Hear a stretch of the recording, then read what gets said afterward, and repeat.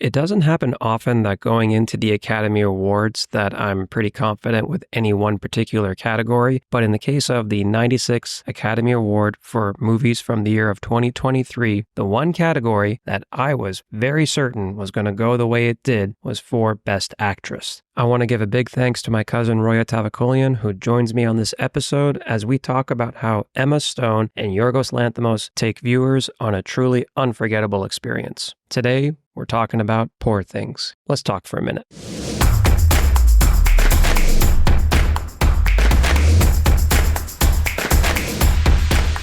This is a spoiler review episode of Poor Things. Pause this if you have not seen the movie already. Definitely. Go watch it immediately. Please watch it first. Not with your family. Yeah. Not with your parents, not with any children. Watch it with people that you're comfortable seeing very sexually explicit things on the TV screen with. And with that, now you're ready. When I heard about this film, Poor Things, I'm at home, I get a text message, and I see right away that you're like, sorry, Poor Things. Have you seen this movie? Yeah, I texted you as soon as I came out of the theater. I just remember that you're like, you need to see this. Emma Stone's, right? Like, yes. I mean, Emma Stone's performance was just, I was shocked. I was like, that is like maybe the best acting performance I've ever seen by far. You knew she was going to get the Academy Award. I said if she doesn't, I mean, the Oscars are just like in the shitter forever. And I remember along with that, though, you gave me a note. You gave me a warning. Oh, yeah. I was like, get ready to be really uncomfortable.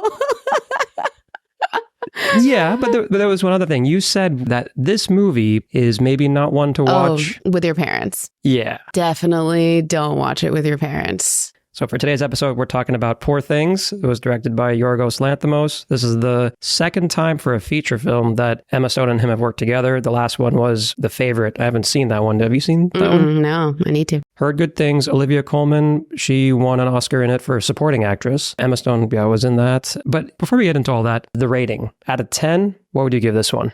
You know, you asked me that before, so I've been thinking about it. And like my immediate reaction is just 10. And then I was like, okay, well, Roya, don't be like so eager and whatever. So I tried to think about things that I didn't like about it to see if I could dock points. To be honest, I really can't think of anything I didn't like about it. So I'm going to go with 10.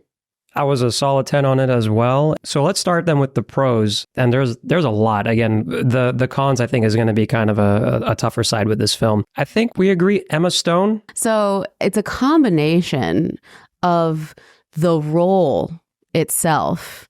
Like this role was created as, to me, I would imagine like an actor's dream, because it is...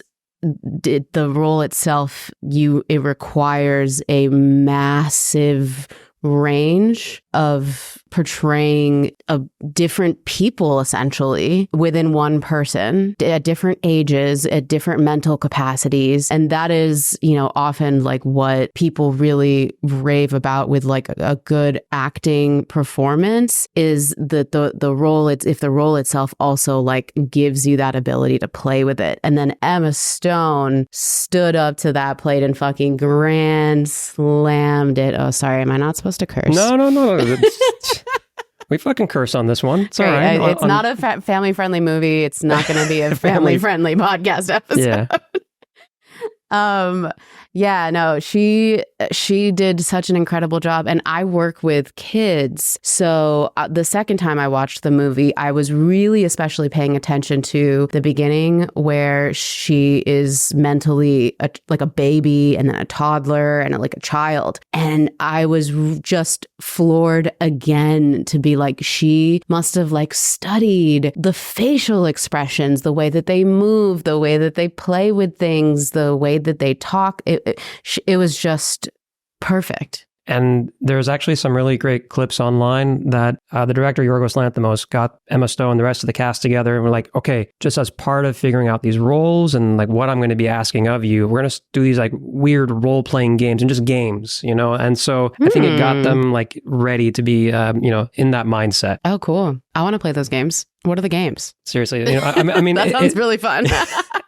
The whole, I can't imagine what it was like just filming this whole thing, besides planning all of it. But just for the fact of like trying to get into the minds of these people, and then like Emma Stone's character at different stages. Yeah, Emma Stone was phenomenal in this. I'm so glad that she got the Academy Award. Look, I thought that Lily Gladstone was good in Killers of the Flower Moon, but I'm sorry, it was not next level like Emma Stone's performance was. Another thing too that I think, again, I really still think the celebration in this movie is her performance. What I did enjoy, though, also was we don't often get to see Mark Ruffalo play a villain. Or yes. He was the villain, right? Yeah, I wouldn't call him a villain. I think he was the necessary, scandalous evil. He wasn't evil, but she needed to be exposed to kind of the seedy dark side of the world to then like grow. He also portrays the man who's really just a sad little boy inside and throws tantrums when they don't get what they want, which was a fantastic commentary.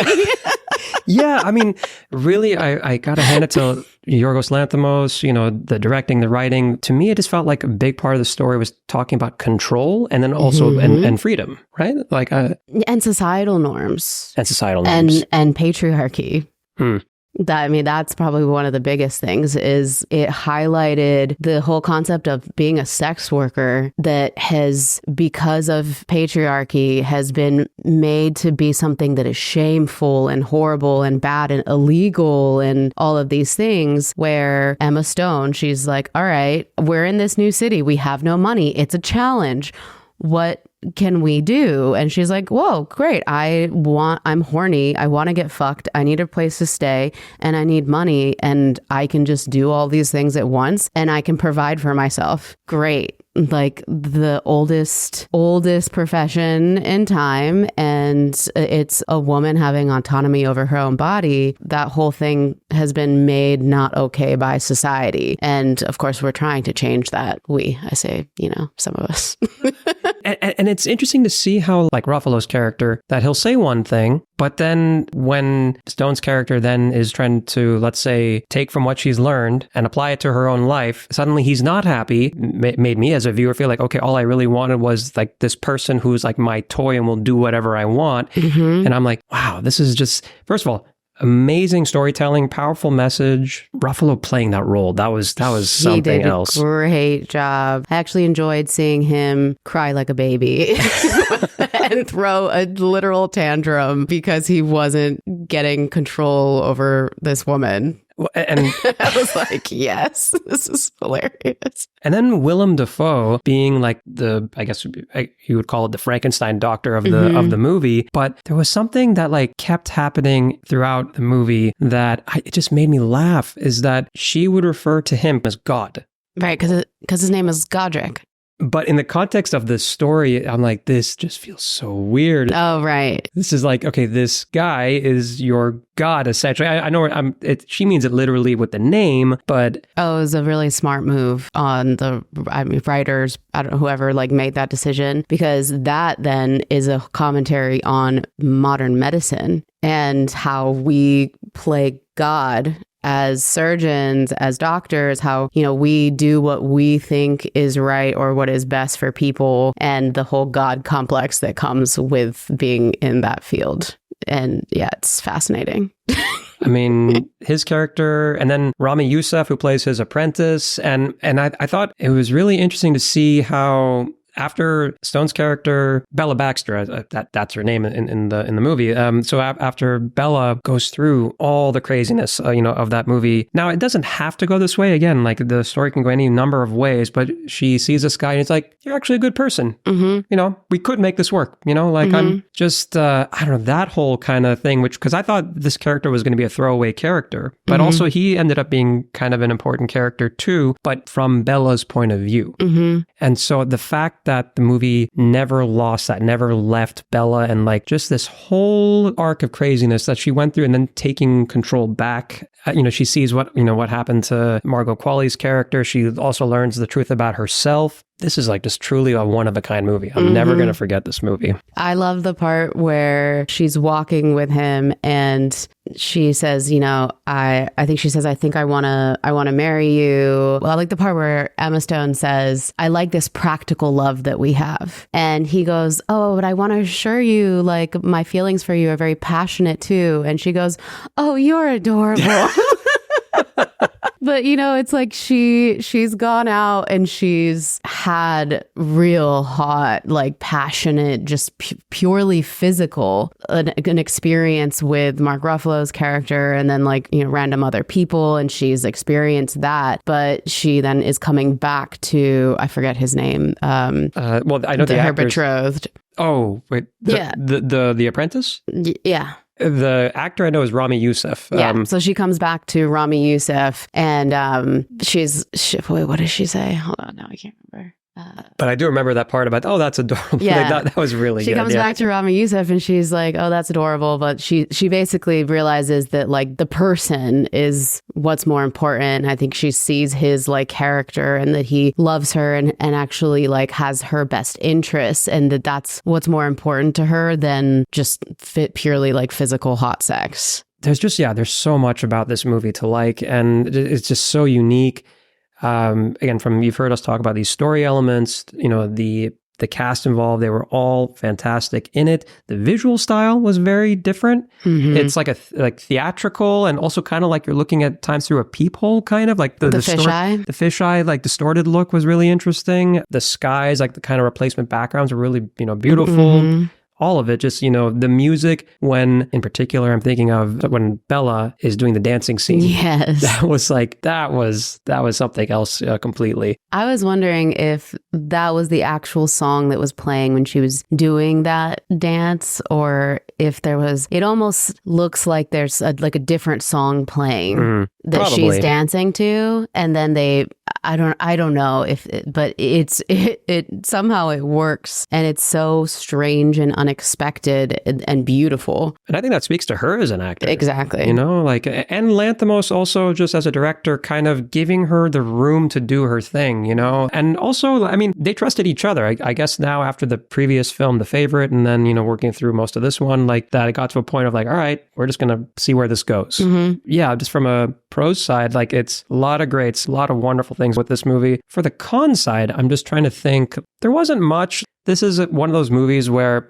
I'm really reaching here for something negative, right? Yeah. The runtime of the movie is about 2 hours and 20 minutes. That gets to a point where you can maybe start to feel like it's long, but even that I don't want to complain about because I wasn't really like looking at my watch. I didn't really feel at any point that it had a lull or lag. Most of it was useful, but I say most. The one part that I felt like could have been left out, there's a minor character played by Jared Carmichael on the boat. Did anything that they talked about help Bella's story? Well, yeah, I think when he takes her, because his whole thing is that he's a cynic. They're talking about philosophy, and Bella is coming out of like her kind of adolescence and childlike positive view on the world, and is all about wanting the world to make the world better. That's her purpose from the beginning to the end of the story, and she needed to be introduced to this person who is seemingly a good person and also a cynic. And so he takes her to the slum to show her suffering, nothing but suffering and pain. And that moves her and affects her probably the most deeply that we see throughout her whole story. And she needed to go to that depth to see human suffering to then be able to come back from it and say, okay, am I now going to be a cynic or am I going to continue to have a positive outlook on the world and want to make it better? And then in the fact that he also says, I was cruel. I wanted to hurt you because I saw that you are just this bright, happy, positive, sunny person. And a part of me did it on purpose because I just wanted you to not be that way and be suffering with me. So it was kind of like that concept of misery loves company. And he apologized, but she also looked at him and says, oh, you're just like a sad little boy. Okay. And he was like, yeah, I guess you're right. He says, I suppose so, or something like that. So I think that actually was an important, very important character to be introduced. You just reminded me of that. Like that actually was when she started to change direction herself, in a very big way. Okay. Yeah, I mean, nothing can really bring like the heights of joy like deep suffering. You kind of have to go in both directions and be open to it. I don't know, but yeah, I don't have a negative really for this one. Like, this is a really unusual film where, and I mean that in a good way. It's like, I wish more weird, and I mean that really in the best of ways. Weird movies like this, I wish more of them would be made. Mm-hmm.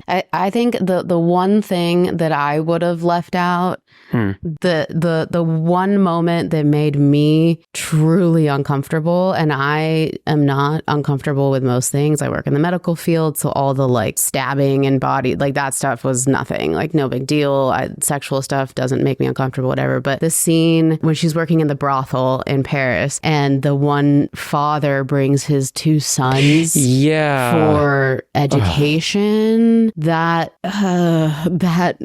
made me really, really uncomfortable. I can't really figure out why it was necessary. Like, it seemed like that kind of montage that they do of her being with all the different men, I guess they were trying to show like the range of all different kinds of people that come to be patrons of a brothel. But I just really didn't like that. I did not like that at all. Absolutely, yeah. No, I felt the same. I was very uncomfortable during those scenes too. This is not with regarding to that.